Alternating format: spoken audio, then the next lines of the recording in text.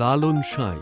যেদিন হিন্দু মুসলমান বৌদ্ধ খ্রিস্টান জাতি গোত্র নাহি রবে, এমন মানব সমাজ কবে গো সৃজন হবে।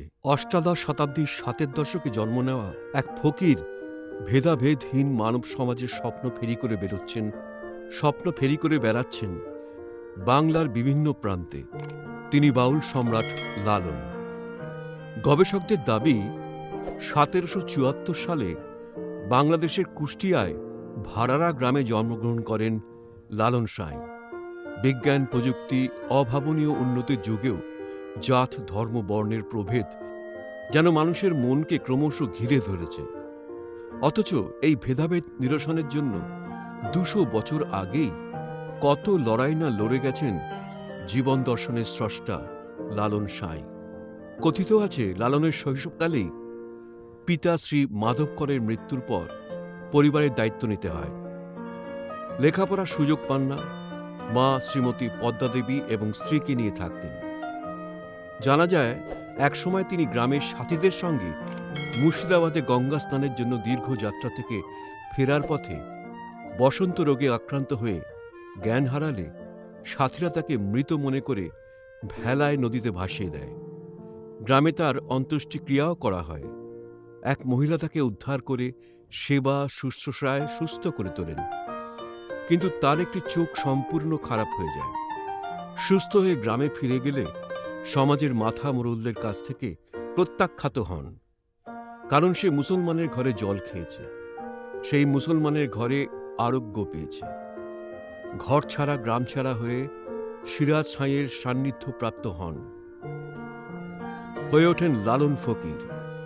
অদূরে অন্য এক গ্রামে নিজের আখড়া তৈরি করেন। জাত ধর্ম নির্বিশেষে দলে দলে সেই আখড়ায় যোগ দেন মানুষ। ধর্মের ভেদাভেদ তাঁর জীবন থেকে সর্বস্ব কেড়ে নিয়েছিল। তাই তিনি বলেছেন, জাত না গেলে পাইনে হরি, কি ছাড় জাতের গৌরব করি। ছুসনে বলিয়ে লালন কয় জাত হাতে পেলে পুরাতাম আগুন দিয়ে। মানুষের মনের গভীরে জিজ্ঞাসাগুলি, মানুষের অত্যন্ত ব্যক্তিগত ভালোবাসা, বিরহ এবং দেহতত্ত্ব, প্রেম নিয়ে মানবিক অনুভূতিগুলি তিনি অসাধারণ সাবলীল ভাষায় ব্যক্ত করেছেন।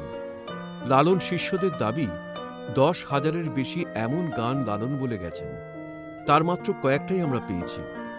এই গান লিখে রাখতেন তার শিষ্য মানিক শাহ এবং মনিরুদ্দিন শাহ। জানা যায় লালনের মৃত্যুর পর রবীন্দ্রনাথ ঠাকুর লালনের গানের দুটি খাতা নকল করে আনেন। প্রবাসী পত্রিকায় ছাপেন লালনের ২০টি গান।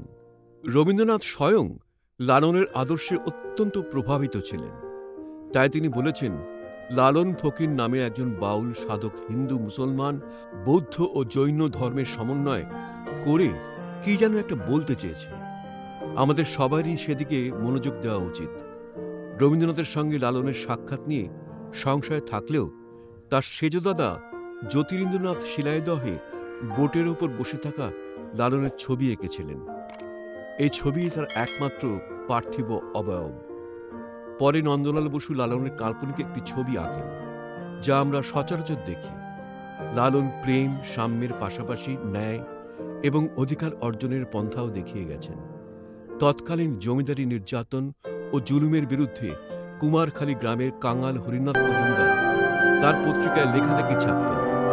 তার গ্রাম বার্তা পত্রিকায় সেখানকার জমিদারের লাঠিয়ালরা আসে তাকে শাস্তি দিতে, কিন্তু তার বিরুদ্ধে ফকির লালন এবং তার শিষ্যরাও লাঠি ধরেছিল, প্রতিবাদ করেছিল। ১৮৯০ সালের মৃত্যুর আগে পর্যন্ত তিনি প্রেম ও সাম্যের বাণী বলে গেছেন। লালন মানে প্রেম, মমতা, মানবতা, মুক্তি।